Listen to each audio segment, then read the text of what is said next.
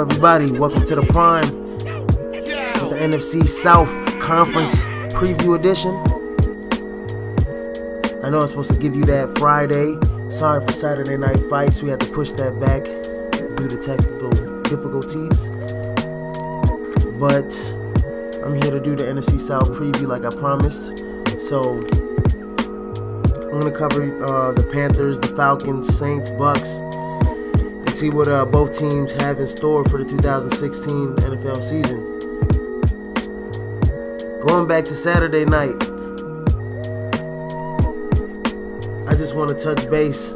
I know this doesn't have nothing to do with the episode, but just want to give my thoughts. Congratulations to Terrence Bud Crawford. Look, first of all, he has entered the echelon of a boxing superstar with that victory over Heat. Dismantled Victor Postol. And now he's next in line to fight Manny Pacquiao. And to my opinion, I believe he can beat Manny Pacquiao. Congratulations to Terrence Bud Crawford. He is the next one up. But I'll bring you Saturday night fights for the Robbie Lawson UFC pay-per-view event. And I think I'll have a special guest on that show as well.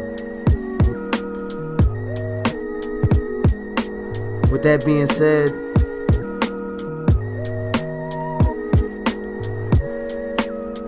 I am so happy the NFL season is right around the corner. I'm looking at my players and who to draft. I can't wait till everything starts coming together.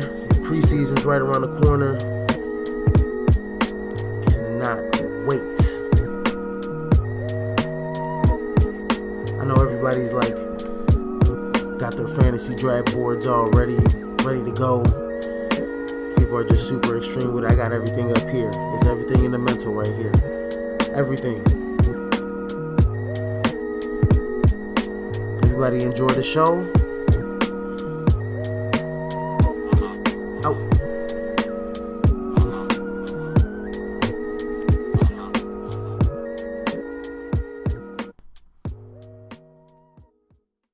Hello everybody, this is Israel Rivera, and I'm here to talk about the NFC South Preview Edition.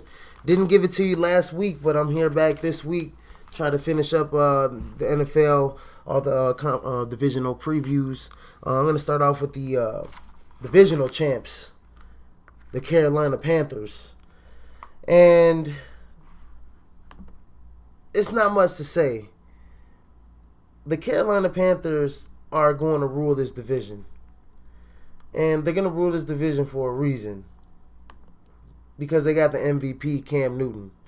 And they have a stellar defense, a top 10 defense overall. I know the numbers, there were 6 in total yards, total defensive yards, giving up yards. They were 4th in giving up rushing yards, total in total defense as a unit, and 11th in the passing. And so the Carolina Panthers, they still pretty much are bringing back the same nucleus minus Josh Norman and maybe a couple other guys that were rotational pieces in the defensive backfield. But right now they're pretty much the favorite to repeat as NFC South because look, last year they didn't have Cam Newton for what he had and what he did, in terms of even getting that offense to the Super Bowl. His team is getting incredibly better with, Calvin Benjamin coming back, as his top threat, the year before. He was out all of last year. So for what he did with that group and Greg Olsen, and, got Jonathan Stewart, and I think, Mike Tolbert, was on the goal line. He was their goal line back. But now, they got Fozzie Whitaker and Cameron Artis-Payne, who was their young draft pick. So, they still have a a good, running back system. Mike Tolbert, I believe, is still there as well. So they're solid in the running game with Cam Newton running those quarterback powers, running the option. They're still dangerous on the ground. They were the number 2 ranked team in total rushing yards all season last year. They're going to run the ball. That's what they do. They play good defense and they run the ball. And why not give it to the best player in the NFL, your MVP in Cam Newton? And on the defensive side of the ball, you're still pretty solid. You still have a good defensive line in Charles Johnson, Coney Ealy, Kawan Short, Star Latulele. You still have guys on that defensive line. You still have mean dogs right there in the trenches. At the linebacker core, you still got Luke Kuechly, Thomas Davis, and Shaq Thompson. I mean, they're still solid on defense. They come into training camp. They're gonna come into training camp with 3 rookie cornerbacks, and Bradbury and Darryl Worley, James Bradbury, and Zach Sanchez. And pretty much they still got Trey Boston. They got Trey Boston, Kirk Coleman, Ben Wakiri. So they're defensive backs. I'm not worried with them. They did in the defensive backfield. They were pretty porous. Despite Josh Norman's pretty stellar year with them, he had a few interceptions and some takeaways for some touchdowns. But in the passing game, they were 24th ranked in giving up total yardage, where they were not 24th total yardage, but 11th. I'm sorry. In the running game, that's where they were stopping people. And that front 7, that front 4, and those 3 linebackers, they were basically run stoppers last year. So with all that being said, like I said, they were the 6th best defense in terms of total yardage as a unit. In the passing game, they could be a lot better, but they were just outside of the top 10 and ranked number 11 and giving up total passing yards. So the Carolina Panthers, I think my prediction for the Carolina Panthers, they're going to make it to the NFC Championship. If all healthy, as Calvin Benson is good, that offense is going to be a lot better in the passing game. The running is still going to be top 5. There's still going to be a top 5 running team next year. And I think they cracked the top 10 in terms of total yardage for offense. And I don't know if Cam Newton can back up an MVP year like he did. He had a pretty stellar year in terms of throwing the ball and running the ball and clutch situations. I mean, he was outstanding. Cam Newton was. I mean, he's the total package. Cam Newton, he's a pocket passer. He's a guy that can, run a quarterback power and take it for 50 yards. He can run around you. He can run through you. He could throw over you. He could throw lasers. He could throw, for precision. Cam Newton is the real deal. The real deal. And so when you always got that, that kind of quarterback talent at the helm of your team to lead your team, you always got a chance to, crack the playoffs. And, when you make the playoffs, you never know. But last year they were just dominant from start to finish. And, obviously in the Super Bowl, Denver had, the best defense. Von Miller and DeMarcus Ware were just wreaking havoc on that offensive line, which is no slouch. The offensive line is no slouch. I mean, you got a couple Pro Bowlers on there, Michael O'Hare, Brian Khalil. They got some guys on there that are big, burly, strong men in the trenches. They're no slouches. A lot of talent on that offensive line. That's why they're one of the best rushing teams in the NFL because of that offensive line. So, with all that being said, the Carolina Panthers are the favorite for me to win the NFC South. And I believe the Carolina Panthers are definitely Super Bowl contenders this year again. I mean, nothing's changed really for them. I mean, except for losing Josh Norman and maybe a couple other guys. But, I mean, nothing's really changed for them. You replace those guys. Good teams always, find, guys to slide in. I mean, can you replace Josh Norman's, shutdown corner ability? That only time will tell. Only time will tell. Who knows who would step up and be another Josh Norman for that team. But I think as a unit defensively, they're still very, very good. Still very, very good. My next team, the Atlanta Falcons. And the Atlanta Falcons, they're pretty much solid last year. They had Matt Ryan, Julio Jones. They're pretty much solid in the passing game. And pretty much this year, I see them being still a good and solid passing team. And no slouch in the running game either. I mean, even though they were 19th overall, Devontae Freeman, he's coming off a Pro Bowl year. I believe he had a very good year in terms of total yardage from scrimmage. Devontae Freeman was a very good threat. He's a threat. That's in the NFL. When you're considered a threat, you're considered a threat. So definitely, the Atlanta Falcons are gonna come strong at the offensive attack with Matt Ryan, Devontae Freeman, Julio Jones, Mohamed Sanu. Those are the just to start their wide receivers. He's a big physical presence. I mean, Mohamed Sanu, he proved his game, with Cincinnati, and he's a big physical guy who can go up there and get it. And Julio Jones, I know they getting past the Roddy White because he wasn't as productive in recent years, but you still got Julio Jones, who is that man. He is that man. Aldrick Robinson, he's a deep threat. Eric Weems is a decent slot receiver. So I think the Atlanta Falcons are going to be good. You got Jacob Tommy. He proved that he was formidable at the tight end position. They still have a pretty good offensive line, and they actually added Alex Mack this offseason in free agency. So the Atlanta Falcons are going to be solid offensively. I think they're going to be a little bit better in the running game this year while adding Alex Mack to that offensive line. Matt Ryan, obviously, man, he had some really good passing games last year, some really good ones. And, Julio Jones had some really, really good performances last year as well. Made some great highlight reel plays last season, which is expected of him. But he just did some things that were off the wall sometimes last season. And defensively is where the Falcons are not as great as people would like them to be. They're middle of the pack defensively. On that defensive line, Tyson Jackson, Grady Jarrett, Jonathan Babineau, Derek Shelby. These guys, Adrian Claiborne, Courtney Upshaw from Alabama. They're pretty solid on the defensive line.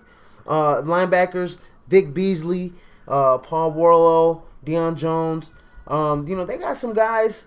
They got some guys that are, and believe Deion Jones is a rookie, but they're considering him to be talented enough to assume a starting role. That's why I mentioned him first. And so I think their linebacking core is young, but they're still going to be very, very talented with Vic Beasley and people expect Paul Warlow, because he is a veteran, to stay ahead of Jones in the middle, at least in their base defense. So, and then, at cornerbacks, you got Desmond Trufant, who is a budding star in this league, Robert Alford, Jalen Collins, and this is going into training camp. I'm just listening to guys, C.J. Goodwin, Akeem King, DeMarcus Van Dyke. I'm just reading off, some of these guys that are looking to start outside, especially King, Van Dyke, and Goodwin to start outside, opposite of Desmond Trufant.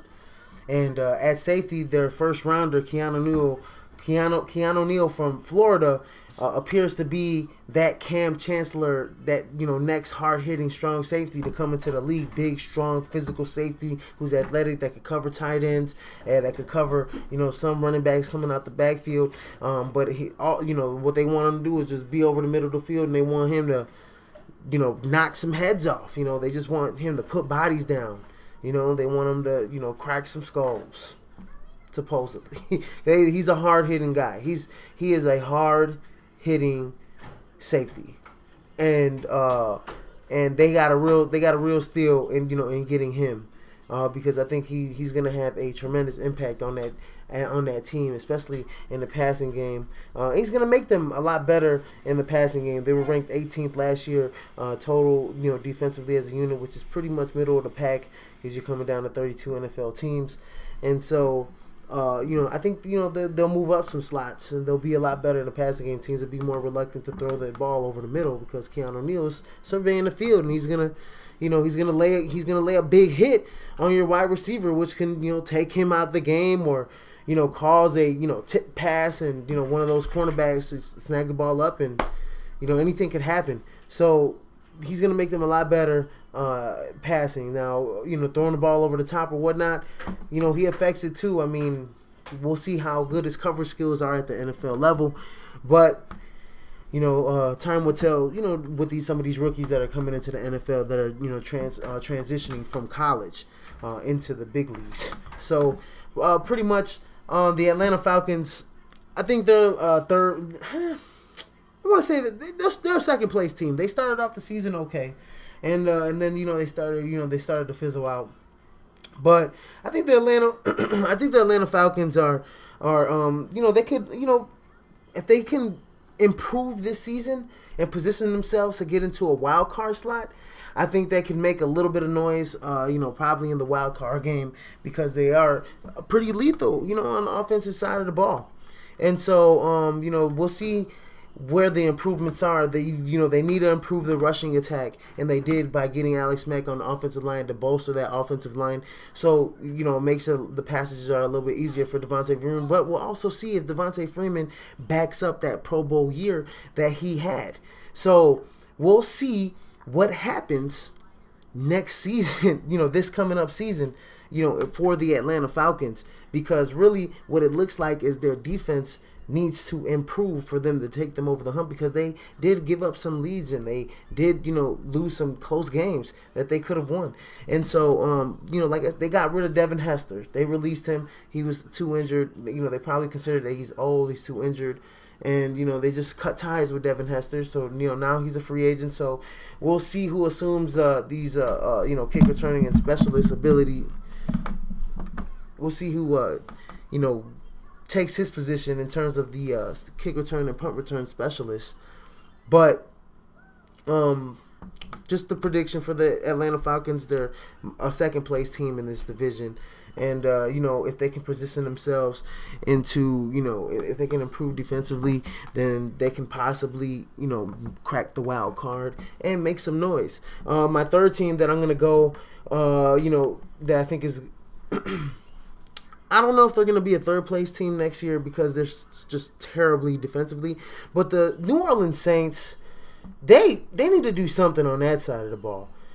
Last year they were 7-9, and they couldn't stop. They could put points on the board through the air. They were the number 2 ranked offensive team in terms of total yards. They were the number 1 passing team in the league, and they were the number 24 rushing team. So they were pretty poor, in their rushing attack, which everybody could see. But they're still explosive, an explosive team on offense, but they could not stop anybody. They were 31st ranked. They were the 31st ranked total defense in the NFL. I'm talking about total yards, rushing, and passing, 31 in all 3 categories.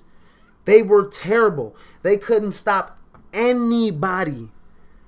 There's a reason why they were 7-9 last year, because they could put a lot of points on the board, but they couldn't stop anybody.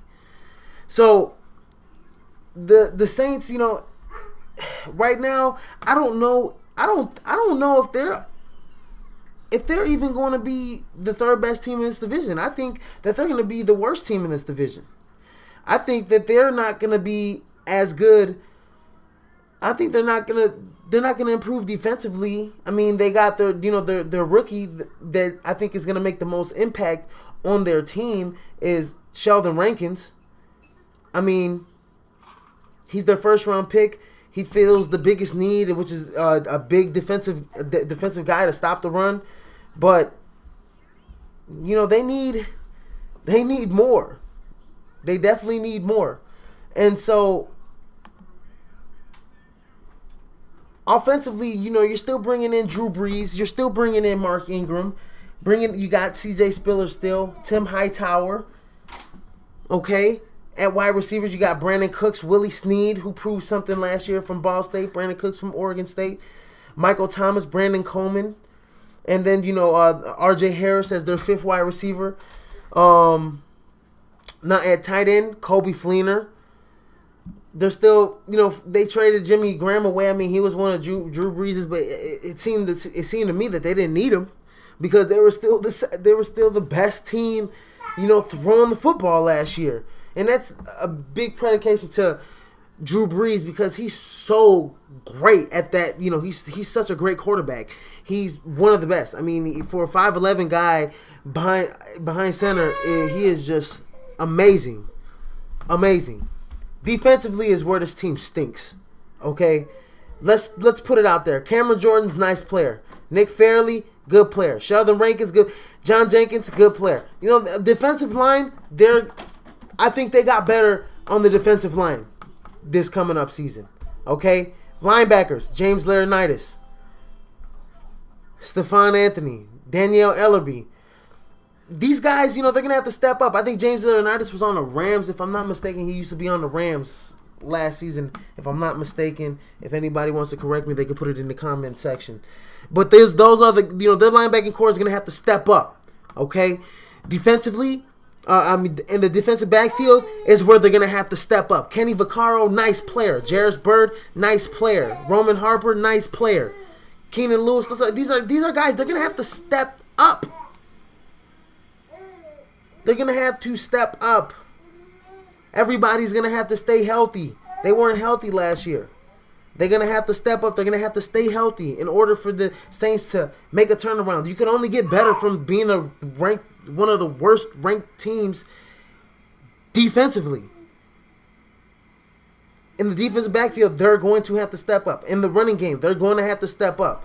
No excuses. No excuses this year because you have one of the higher powered offensive teams in the NFL. With that being said, if they do stay healthy, the New Orleans Saints could be better than the Atlanta Falcons and they could be pushing for a wild card. If those guys stay healthy in the defensive backfield, they're going to be tremendously better. Like I said, on the defensive line, they're better. They're better. Getting Sheldon Rankins, they're better. Having, Cameron Jordan's no slouch. They're going to be better. They're going to be better. They're going to be better defensively. Offensively, they're going to be good. Despite, if Drew Brees gets injured, then call it a year because you're not going to do anything on offense. Okay? So, a lot of things have to fall in line for the New Orleans Saints to be a good team next year and to be better than 7-9, and that's finishing off games, stopping teams, and staying healthy. That's it. That's the formula for the Saints to be a playoff team, I believe, next year. They have to be better defensively, and they have to stay healthy. And they got to hope Drew Brees doesn't get hurt. Because the New Orleans Saints have enough firepower on the offensive end with Drew Brees at the helm. Because if they have any other quarterback that's not getting the ball to Brandon Cooks, and it's not finding Kobe Fleener and Josh Hill, and not finding Willie Snead, and then people start to stack up in the box against Mark Ingram and C.J. Spiller and those guys. Okay, so the New Orleans Saints, to me, are a fourth-place team in this division, and I'll tell you this why. Because I think they're going to be 8-8. I don't think they're. Like I said, if they stay healthy, but I don't know. Even if they do stay healthy, I don't know if they're as good defensively as people think they're gonna be. I mean, they sure as heck got enough talent, but like I said, those guys got to step up. So if they stay healthy, my prediction for them is they'll overtake the Falcons as the second team, the second best team in this league. If they don't stay healthy, they're the worst team in this division, and even if they don't perform how they're supposed to perform, they're going to be the worst team in this division. They can't stop anybody. They're going to be the worst team in this division. Okay? Because my next team, the Tampa Bay Buccaneers, even though they were a 6-10 ball club with rookie Jameis Winston at the helm, they still showed me something. They showed me enough to say that this team could be a 8-8 ball club. That's not saying much. That's 500. But I mean, they could possibly push, to be 9-7. This team, I think they're gonna be better next year. I think the Tampa Bay Buccaneers are absolutely gonna be better next year.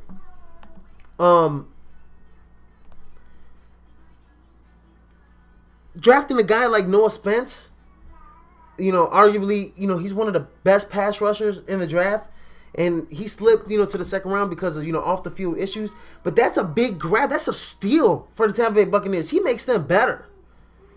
And I mean, in this division, you have to be good defensively. Because you're facing Drew Brees twice, you're facing Matt Ryan twice, and you're facing Cam Newton twice. So if your defenses do not bring it, and Jameis Winston, for those other teams, Jameis Winston could be thrown in there because Jameis Winston is going to be, I think he's going to make a big jump this year. I think he's going to be a lot better, a lot smarter, and he's going to get adjusted to the NFL game if he isn't already. So in this division, you have to be good defensively because Drew Brees, Matt Ryan, and Cam Newton, they're not going to let you get away with average performances on defense.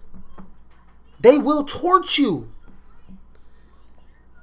So the Tampa Bay Buccaneers definitely had to go defense, in their NFL draft and throughout the offseason. They had to improve defensively, but there's not much I can say that they didn't do wrong. They were pretty solid, and by the numbers, statistically, the Tampa Bay Buccaneers were pretty solid already. 10th in total yards allowed defensively as a unit.